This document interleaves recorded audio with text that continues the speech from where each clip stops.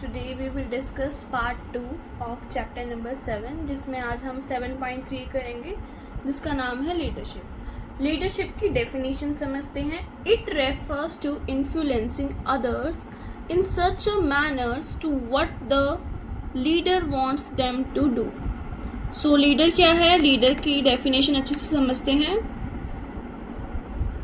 Leadership एक process है of influencing the behaviour of people at work togethers the achievements of organization goals. Leadership is a quality of a manager to maintain a good interpersonal relation. एक good relation रखना manager के साथ maintain करके with subordinates के साथ and motivate them to contribute for achieving organization objective। और contribute करना जिससे कि जो organization के objectives हैं वो आसानी से achieve कर सके। अब है leadership के features। तो सबसे पहला influence process है ये। means leadership indicates the ability of an individual to influence others। Next is behavior challenging process. Leadership tries to bring change in the behavior of others. Next is leadership show interpersonal relationship between leader and followers. इसके बाद आता है common goals achieving process. Leadership is exercise to achieve common goals of the organization. It means it achieve not only the objective of the organization but also the individual goals. सिर्फ ये organisation की गोल की बात नहीं हो रही, individual goals की भी बात हो रही है। And the last is continuous process है। Leadership is a continuous process. It means that it is needed not on any particular occasion but it is needed at all the time. सिर्फ एक particular need पे नहीं जरूरत होगा, ये हर time पे जरूरत होता है। इसका कॉन्टिन्यूस प्रोसेस है। इसलिए अब आ जाता है लीडरशिप स्टाइल्स। तो लीडरशिप स्टाइल का मीनिंग देखते हैं और आगे से लीडरशिप स्टाइल जो है वो 3 टाइप के होते हैं। सबसे पहला autocratic leadership style, democratic leadership style और लेजर फ्री लीडरशिप स्टाइल या फिर फ्री रीन लीडरशिप स्टाइल। तो सबसे पहले लीडरशिप स्टाइल का मीनिंग समझते हैं। तो leadership style refers to a leader behavior pattern। A leadership style is the result of personality, philosophy, experience and value system of the leader। Leadership style also depends upon the type of followers and the atmosphere in the organization। So first type आती है यहाँ पे autocratic leadership style। अब ये क्या होता है इसको समझते हैं। Under this style, the power is centralized with the leader. The leader gives orders and expects that they are obeyed. He takes all decisions without consulting the subordinates. Means यहाँ पे leader सारे orders को लेगा, सब कुछ leader ही बताएगा। subordinates यहाँ पे leader की ही सुन सकते हैं, खुद की मर्जी नहीं कर सकते हैं। He takes all the decision। Leader ही यहाँ पे सारे डिसीजंस को लेगा। In this style of leadership, if any employee is careless in his work performance, इस स्टाइल में अगर कोई भी एम्प्लॉय केयरलेस होके काम कर रहा है so he is punished। उसको पनिश कर दिया जाता है। The responsibility of the success or failure of management remains with the leader of management। अगर हमें सक्सेस हो रही है या हमें फेलियर होता है तो वो सब लीडर पे बात आ जाएगी, क्योंकि लीडर की यहाँ पे हमें सारी गाइडेंस को फॉलो करना होता है। सो अब इसको हम दूसरा नाम क्या है, इसका दूसरा नाम है लीडर सेंटर। Leader centre. तो इसके फीचर्स भी हैं और इसको एक डायग्राम से भी समझ सकते हैं हम। तो अब सबसे पहले फीचर्स देखते हैं और इसके साइड में डायग्राम भी है, ये वाला ये समझाऊंगी। सेंट्रलाइज अथॉरिटी है, सिंगल मैन डिसीजन है, सिंगल मैन का डिसीजन होगा सिर्फ लीडर का। डॉगमेटिक लीडर है, does not change, one way communication है, रिजल्ट बेस्ड रिवॉर्ड और पनिशमेंट होती है। एडवांटेजेस और डिसएडवांटेज भी हैं। एडवांटेजेस सबसे पहली है यहाँ पे quick decision making, satisfactory work, और डिसएडवांटेज में आ जाता है, ये भी दो हैं, लैक ऑफ मोटिवेशन और एग्रीगेशन बाय सबऑर्डिनेट्स। अब यहाँ पे सूटेबिलिटी भी देख लेते हैं कि production on time has to ensure labour productivity when where is a little time for decision making when subordinates are uneducated, जब जो सबऑर्डिनेट्स है वो अनएजुकेटेड हों और जो टाइम है वो भी कम हो डिसीजन मेकिंग का। अब ये डायग्राम है, इस डायग्राम में क्या बता रखा है कि ये तो लीडर है, ये जो है ये एल जिसमें लिखा है ये लीडर है, और लीडर सबको गाइड कर रहा है सबऑर्डिनेट्स को, A B C D E, ये सारे सबऑर्डिनेट्स हैं और ये हमारा लीडर है। तो मीन्स यहाँ पे सिर्फ लीडर की चलेगी, सबऑर्डिनेट्स की नहीं चलेगी। जो भी लीडर गाइड करेगा वो सबऑर्डिनेट्स को काम करना होगा, और अगर कोई केयरलेस होकर वर्क करेगा तो उसको पनिशमेंट भी मिलती है। इसके बाद आता है सेकंड टाइप होती है जो इसकी, उसका नाम होता है डेमोक्रेटिक लीडरशिप स्टाइल। अब इसको समझते हैं। It is the most effective leadership style. Under this style leader takes decision in consulted with employees. यहाँ पे हम लीडर जो है वो सबसे बात करके किसी चीज को फाइनल करेगा, ये नहीं जैसे उसमें क्या था, ऑटोक्रेटिक में क्या था, सिर्फ लीडर ही अपनी मर्जी से सब कुछ करेगा। बट यहाँ पे सबऑर्डिनेट्स की भी सुनी जाएगी सारी बात, ये नहीं है कि सिर्फ लीडर ही सारे चीज देखेगा, यहाँ पे सबकी सहमति से यहाँ पे सब कुछ काम होगा। तो यहाँ पे सबऑर्डिनेट्स और लीडर दोनों जरूरी हैं। The manager respects suggestions made by subordinates and also make effects to apply them. These style of leadership improve the job satisfaction and morale of the employees. इससे क्या होगा, जो job satisfaction है वो होगा और जो employees का morale है वो भी boost up होगा इससे, कि जब उनके suggestions को भी सुना जाएगा, उनको apply करा जाएगा। फिर इसके फीचर्स आ जाते हैं, जैसे ब्रीफली इन सबऑर्डिनेट्स हो गया, कंसल्टेशन बेस्ड हो गया, ओपन कम्युनिकेशन हो गया। एडवांटेजेस और डिसएडवांटेजेस हैं। एडवांटेजेस हैं high morale, high cooperation. Disadvantages हैं requirement of educated subordinates, delay in decisions, delay हो सकता है डिसीजन में। और सूटेबिलिटी क्या है, when the subordinates are skill, subordinate जो हैं वो स्किल होने चाहिए and want to share their knowledge.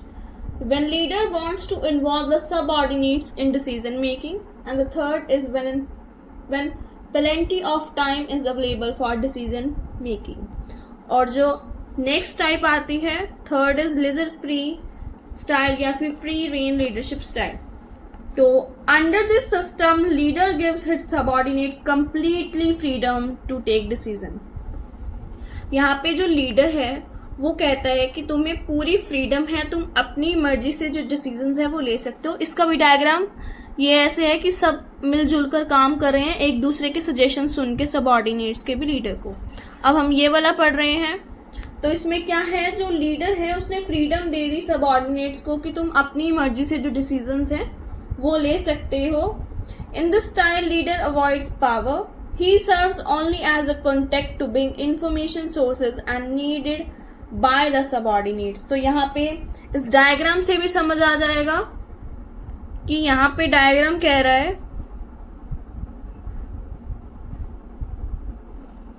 कि डायग्राम में ये है कि यहाँ पे जो लीडर है वो अलग हो गया है, जबकि सबऑर्डिनेट्स को फ्रीडम दे दी। यहाँ पे ये लीडर है और ये सबऑर्डिनेट्स हैं, ये लीडर ने फ्रीडम दे दी सबऑर्डिनेट्स को कि खुद अपने डिसीजंस को तुम ले सकते हो, पावर दे दी इनको भी। तो ये सबऑर्डिनेट्स हो गए, फ्रीडम जो लीडर है वो अलग हो गया एक तरह से। तो इसके फीचर्स क्या है, फुल फेथ इन सबऑर्डिनेट, उनको फुल फेथ है लीडर को। हाई डिग्री ऑफ इंडिपेंडेंस हो गया, सेल्फ डायरेक्टेड हो गया। और एडवांटेजेस हैं development of self confidence in subordinates, high level motivation. और डिसएडवांटेजेस क्या है इसकी, कि lack of importance of marginal post और डिफिकल्टी इन कोऑर्डिनेशन। सूटेबिलिटी क्या है, when subordinates are well qualified trained and experience, तभी वो खुद से डिसीजन ले पाएंगे. When subordinates are committed and achieve the organization goals, when subordinates are trustworthy, और उन पे ट्रस्ट करा जा सके, ट्रस्टेबल हों वो. अब आ जाती है यहाँ पे 7.4. 7.4 में कम्युनिकेशन नाम है टॉपिक का. तो कम्युनिकेशन का मीनिंग समझते हैं. कम्युनिकेशन हमारा टॉपिक का नेम है. तो communication can be defined as a process of exchange. क्या क्या एक्सचेंज होता है कम्युनिकेशन में?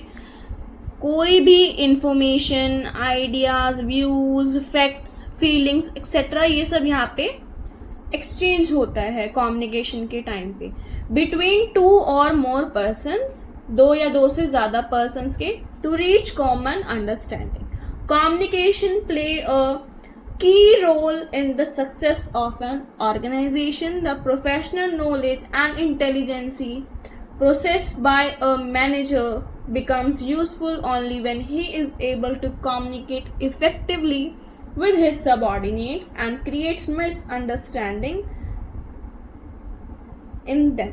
तो इसकी डेफिनेशन देख लेते हैं. Communication is a process of passing information and understanding from one person to another.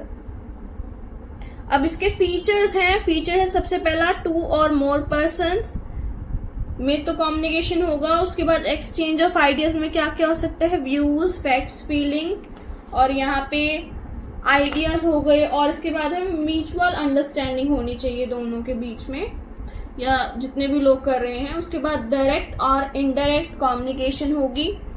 और अगला आता है कॉन्टिन्यूअस प्रोसेस है, और use of words as well as symbols. Words का भी यूज करना है और सिंबल्स का भी यूज करना है यहाँ पे. इसके बाद प्रोग्रेसिव भी है ये. अब आ जाता है एलिमेंट्स ऑफ कम्युनिकेशन प्रोसेस. अब ये कम्युनिकेशन की प्रोसेस आ जाती है. क्या प्रोसेस रहती है? तो सबसे पहला हो जाता है यहाँ पे सेंडर. अब सेंडर समझते हैं क्या होता है. सेंडर एक पर्सन होता है who conveys his ideas, views और फीलिंग टू द रिसीवर्स, जो कि अपने आइडियाज, व्यूज और फीलिंग किसको भेजता है? रिसीवर को. रिसीवर को, टू द रिसीवर को. अगला आता है सेकंड स्टेप है, होता है इसमें मैसेज. मैसेज क्या होता है? Message is the subject matter of communication. Whatever the sender wants to communicate to the receiver, it's called message. इसमें क्या क्या इंक्लूड होगा? इसमें इंक्लूड होगा ideas, feelings, suggestions, order etcetera. तो ये हमारा ये दोनों स्टेप्स हो गए. अब थर्ड स्टेप होता है इनकोडिंग. इनकोडिंग का मतलब होता है it refers to converting the message into communication symbol. Message को सिंबल्स में कन्वर्ट कर देना, जैसे कि कोई वर्ड हो गया, कोई पिक्चर हो गई, which may be understand by the receiver, जो कि सिर्फ रिसीवर समझ सके. अगला आ जाता है fourth is media.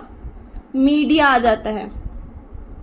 It is the channel through which encoded message is transmitted to the receiver. For an example, किसके थ्रू हो सकता है?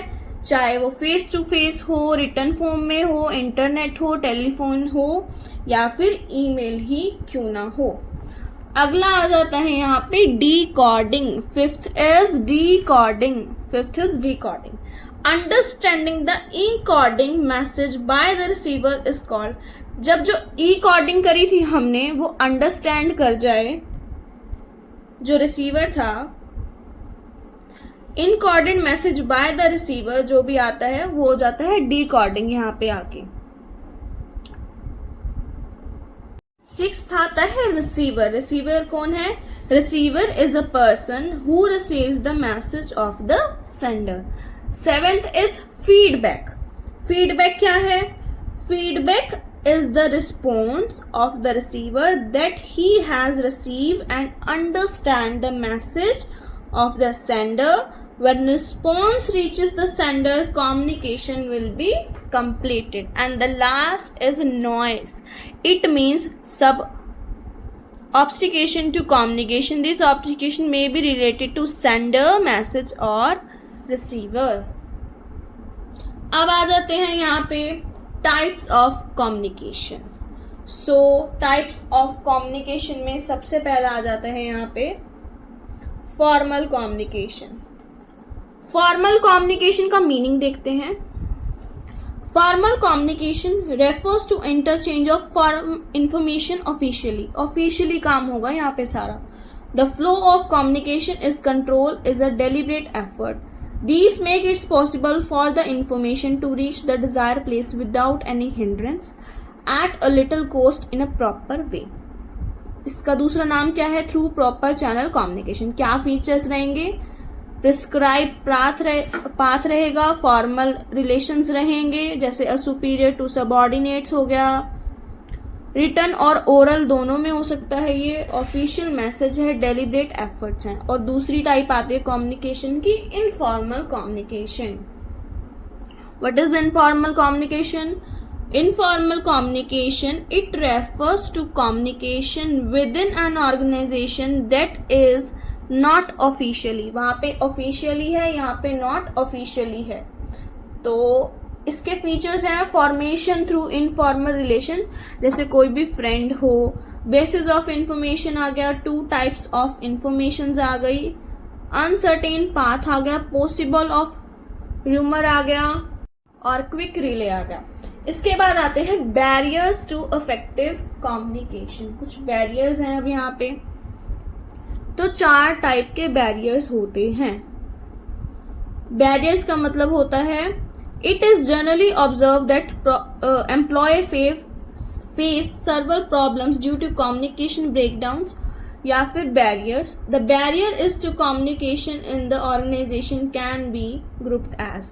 सबसे पहला semantic barrier, फिर psychology barrier या फिर emotional barrier, organization barrier या फिर personal barrier. तो अब one by one समझते हैं इन 4 barriers को। सबसे पहला आता है semantic barrier। सिमेंटिक बैरियर क्या है? It refers to those barrier which are concern with problems and obstruction in the process of encoding and decoding message into words और इम्प्रेशंस। तो यहाँ पे क्या है? There is always a possibility of misunderstanding. यहाँ पे मिसअंडरस्टैंडिंग हो जाती है। The feelings of the sender of the message, feelings misunderstanding हो गई सेंडर की, या फिर रॉन्ग मीनिंग निकाल लिया, getting a wrong meaning of it. क्या टाइप्स हैं इसकी? Badly express message, badly express कर दिया हो, सिंबल्स और वर्ड्स में भी डिफरेंट मीनिंग, ऐसा होता है ना कि सिंबल्स और वर्ड्स के डिफरेंट मीनिंग भी हैं, और फॉल्टी ट्रांजैक्शन हो गया, ट्रांसलेशन हो गया, और अनक्वालिफाइड अंजप्शंस हो गए, body language and gesture decoding बहुत होते हैं इसमें भी। अगला आ जाता है सेकंड इज साइकोलॉजी और इमोशनल बैरियर्स। ये क्या है? It refers to the barrier which are concern with the state of mind. यहाँ पे स्टेट ऑफ माइंड की बात करी जाएगी ऑफ बोथ द पार्टीज, दोनों पार्टीज का एग्जाम्पल भी दे रखा है यहाँ पे। A person of absent mind can not communicate properly and angry receiver can not understand the message properly. एक पर्सन है जो कि अपसेंट माइंड से है, तो वो कैन नॉट कम्युनिकेट, वो कम्युनिकेट नहीं कर पाएगा प्रॉपरली। और अगर एक एंग्री रिसीवर है तो वो उस मैसेज को अंडरस्टैंड नहीं कर पाएगा। दिस इज कॉल्ड साइकोलॉजी और इमोशनल बैरियर्स। इसके भी टाइप्स हैं, जैसे प्री मैच्योर इवेल्युएशन आ गया, लैक ऑफ अटेंशन आ गया, एक डिसट्रस्ट भी हो गया, और थर्ड बैरियर होता है organizational barrier. It refers to those barriers which are related to organization structure, authority, relationship और rules और regulations जैसे। तो इसके टाइप्स क्या हैं? ऑर्गेनाइजेशन पॉलिसीज हैं, रूल्स और रेगुलेशन है, स्टेटस है, कॉम्प्लेक्सिटी है और ऑर्गेनाइजेशन फैसिलिटीज हैं। तो अब यहाँ पे पर्सनल बैरियर आता है जो कि लास्ट बैरियर होता है। इसमें क्या होता है? Personal barriers are concern with the personal factors of both sender as well as receiver. These factors may extend influence or effective communication. Types क्या क्या हैं? Barriers related to supervisors, barriers related to subordinate. अब आ जाता है last topic इस chapter का जो कि है measures to overcome the barriers of communication. तो यहाँ पे 9 बता रखे हैं, 9 बता रखे हैं चीज़ें कैसे हम ओवरकम कर सकते हैं। सबसे पहला होता है classify the ideas before communication. Second is communicate according to the need of receiver. Third is consult others before communicating. हमें एक दूसरे से बात करनी चाहिए कम्युनिकेशन से पहले, कंसल्ट कर लेना चाहिए उस बंदे से जिससे भी हम बात कर रहे हैं। Fourth is be aware of language. Language का ध्यान रखना है, टोन का ध्यान रखना है, कंटेंट ऑफ मैसेज का भी ध्यान रखना होता है। Convey things of help and value to listeners. Sixth is ensure proper feedback. Seventh is communication for present as well as future. Eighth is follow up communication and ninth is be a good listener. एक अच्छा listener भी होना चाहिए। तो इसी के साथ हमारा चैप्टर नंबर 7 डायरेक्टिंग खत्म होता है बिजनेस स्टडी का। Thanks for watching.